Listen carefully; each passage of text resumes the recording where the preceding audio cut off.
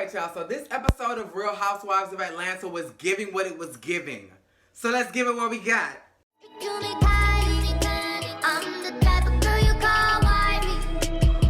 What does the cat do?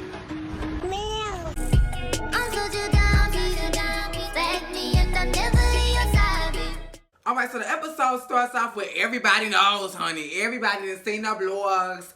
Everybody know. People are getting the news down to the confessionals. People getting the news down to their house, down to the packing of the Greece trip. Like, everybody is finding out, and ain't nobody able to get in touch with Kenya. Now, Cynthia was able to get through. Candy called but could not get through. So she didn't call Cynthia. They gonna meet up together in the parking lot, Kenya's long-ass driveway. And they gonna walk up to the house and go inside and check on daughter because they want to know what's going on. So they get inside and she crying or whatever. She like, y'all just come on in because, I ain't even had the strength to unlock the door for y'all. So they go upstairs and she was just like, honestly, y'all, like, he forced my hand. I went to bed, I woke up, my publicist blowing my phone up saying that Mark Daly didn't file. So before I could, really get to the bottom of rectifying this situation, I had to go ahead and make an announcement to coincide with the announcement that he motherfucking made. Like, But you know what? I kind of seen this coming because his energy was just so nasty the entire day of the charity ball. From the time he rushed me out the door to go get the motherfucking clothes, to the time he would not FaceTime me to approve the clothes when I'm adding all this in there, but I'm sure she did this. When I FaceTimed him at the goddamn place to see if he even liked the shit, he would not answer, so I had to just go off for the cuff.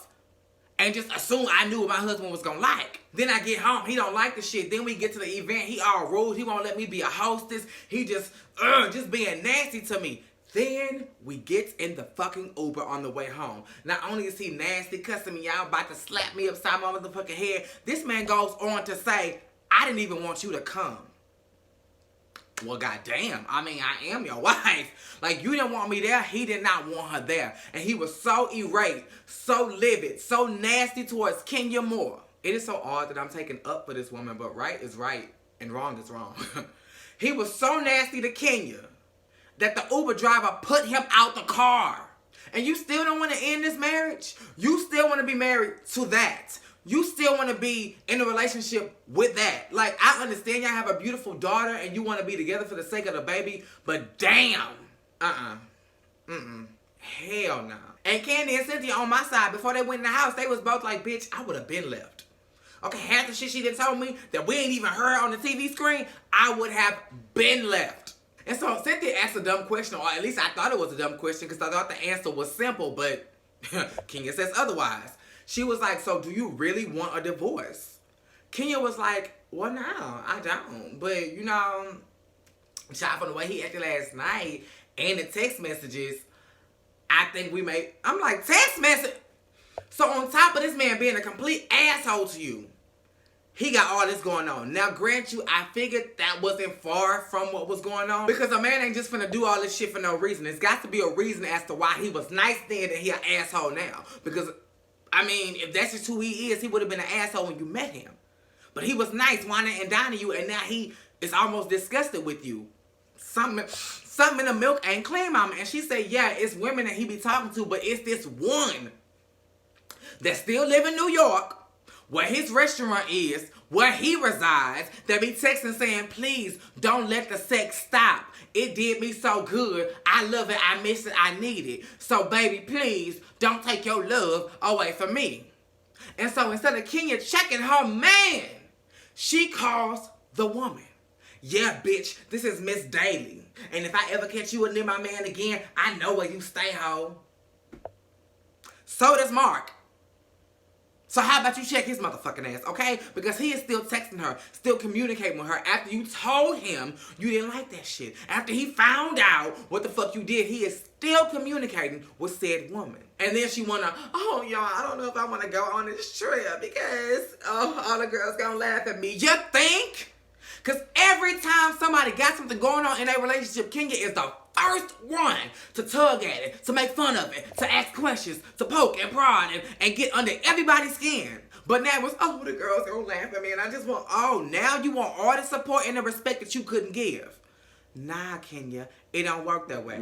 Oh, did y'all hear me fart? If y'all didn't, then I didn't, girl. That was just my feeling. scraping on the ground. So here we are, the day of the trip. Everybody is arriving to the airport. I didn't know it was a family thing. Hell, Cynthia could have brought Noelle to get her little piece of Athens, Greece. But they get to talking about the whole situation. And Marlo was like, so did she really file? And Candy was like, let's be sensitive. If we can, let's refrain from asking about her marriage. Marlo like, I don't know about that. Nene the same way. Girl, she should have thought about that when she was doing all this shit to Tanya. Bitch, wake the fuck up. The shit has turned around and the chips have fallen. Boom. But at this point, Kenya is a no-show. Can't nobody get in touch with her. Don't nobody know if she coming or not. The last we heard, she don't know because they gonna laugh at her. And before we could even get on the plane, they talking about it. So, bitch, you wasn't wrong. So they get to Greece. They get to their little hotel room for the meantime because they're going to go to the hotel room for... Well, I don't know if they did a hotel. They probably got off the plane and got straight on the goddamn little shuttle or whatever. So they get on the shuttle, boarding the shuttle, and then boom, out of nowhere, here's Kenya. Everybody like, is that Kenya? Oh, damn. And Kenya was like, yeah, I wasn't going to come at first, but then I just decided to go ahead and pay for me, my daughter, and my nanny a connecting flight. So I really got there when they did. Step behind... what I love about you is that you still gonna be Kenya regardless of the situation. You still gonna be Kenya. So then they ride off to the villa, and the villa was y'all. This villa was dope, almost as dope as the villa that the Basketball Wives had stayed in when Tammy had took Keisha purse. That villa was everything. But this villa was really nice, and of course, the two people who organized the trip, which was Candy and Kenya, they get the top billing for the rooms. Their rooms are not up for discussion. Bitch, it's my room, and it's gonna be, but it's gonna be. But for the other rooms, we're gonna have a game. And Portia like, I don't like that. Why we can't just run to the rooms like we used to do, and whoever ass laying on the bed, it's their room. First challenge is a mystery. Nobody knows what it is. You gotta do it. So who wants it? Cynthia's like, they're like, okay, bitch, you gotta wash the dishes tonight after dinner. She was like, oh, okay, that's it. They was like, yeah, that's it. And you get to choose the first room. She was like, I want the bedroom.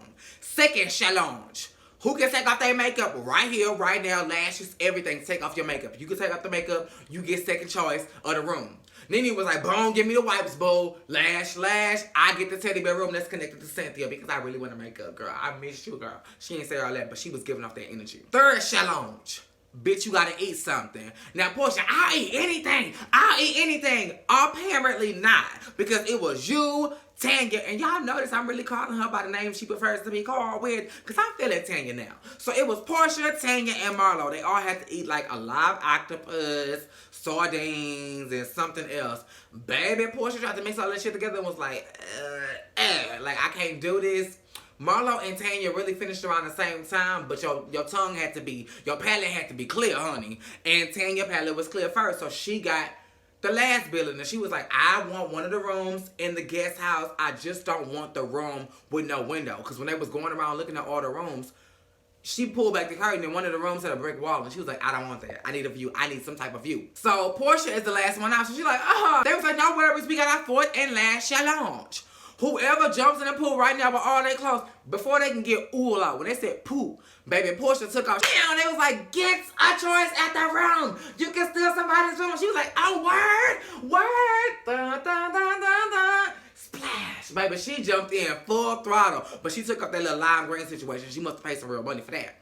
She took that shit off and jumped in. I'm talking shoes, everything, full throttle into the pool. She was like, oh. Whew, I'm so glad that happened. Tanya, I love you, girl, and I know at the bottom of your little subtitle is Portia friend, but Portia's gonna be the person that's gonna take your room, girl. I'm so sorry. You get the room with no view. The very room you didn't want, you got.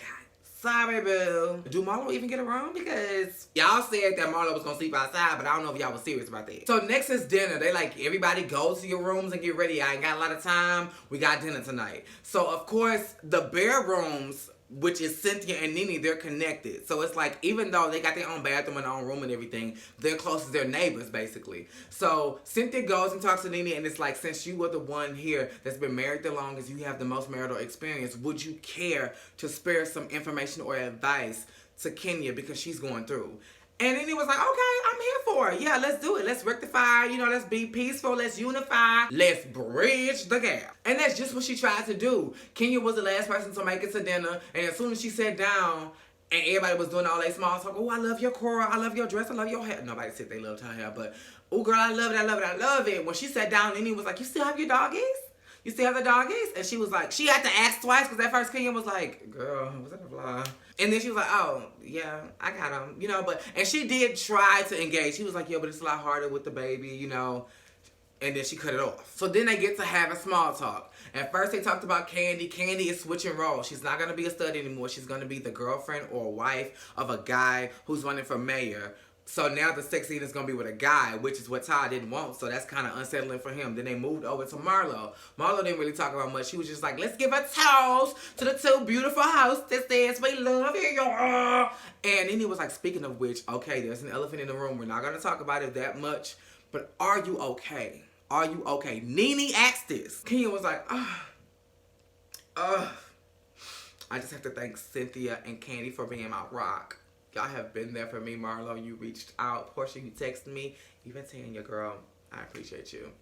It's been a long road. And she went into like crying and giving basically the same spiel she gave to Candy and Kenya. But did y'all notice she thanked everybody sitting at the table?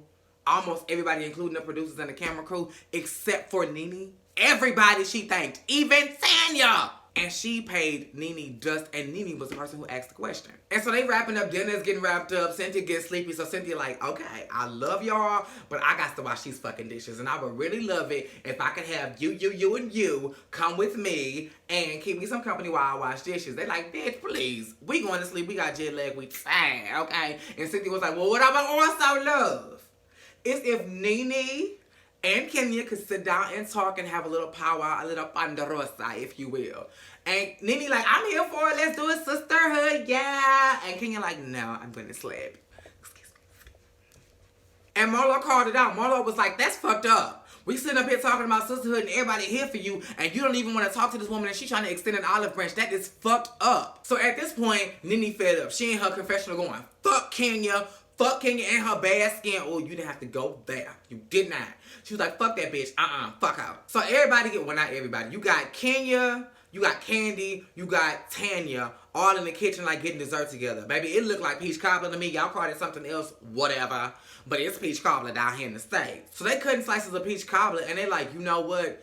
The way you handled it really wasn't right. That girl was really trying to extend an olive branch and be here for you. And Kenya was like, yeah, I get it, but we're here for positivity. And I don't want to hover down about my divorce. Like, I don't want to talk about that. And even if we're going to talk about our issues, now ain't the time. Let's just enjoy Athens. And we can talk about it at a later time. Like, I wasn't trying to blow her off, just not now. And Tanya was like, you should have said that, bitch. Like, your energy was given, But if that's the way you felt, Nene probably would have took that better. So Candy was like, okay, take another slice of peach cobbler and take it to her and explain it. So Kenya goes over there and it's like, here, this is for you. Nene was like, and I'll be seeing y'all tomorrow.